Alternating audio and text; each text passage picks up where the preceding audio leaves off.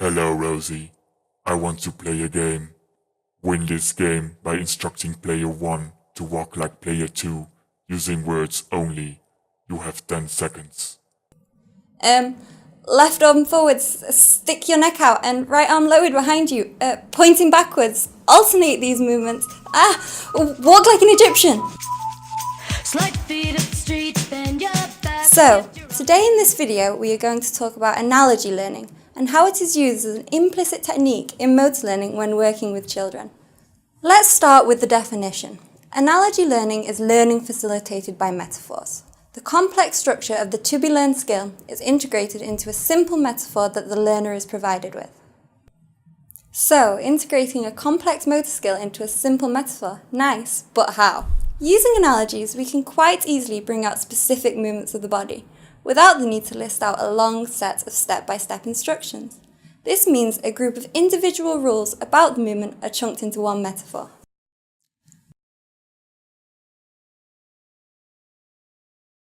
For example, if I was to ask you to jump like a frog, the results could be something like this.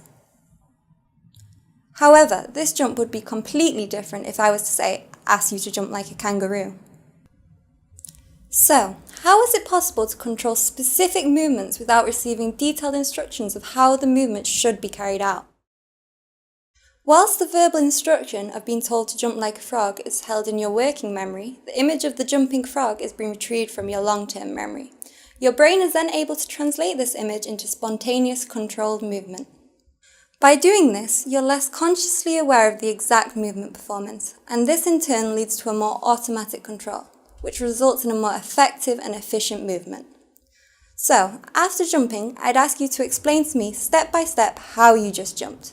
You probably wouldn't be able to tell me that as easily.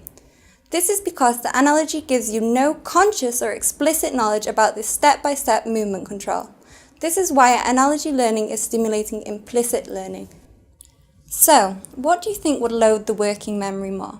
On the one hand, the image of the jumping frog, or on the other, a series of step-by-step instructions explicitly defining the movement rules.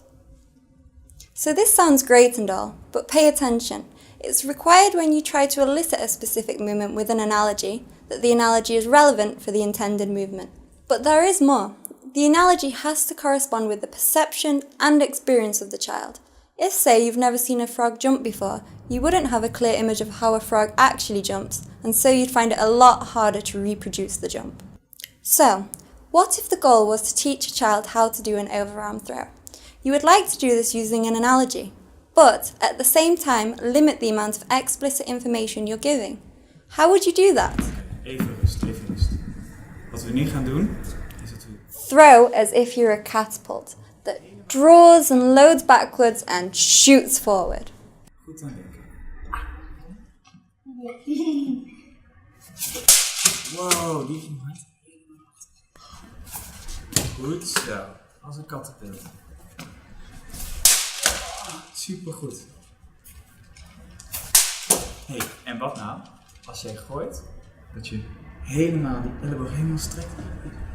Helemaal strekken die elleboog. Ja, doe eens nou. Helemaal strekken je elleboog. Ja? Oké. Watch out. An analogy should be simple and without additional explicit instructions.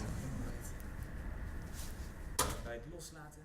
Don't panic. Learning is like water running down a mountain. It doesn't begin as a mighty river.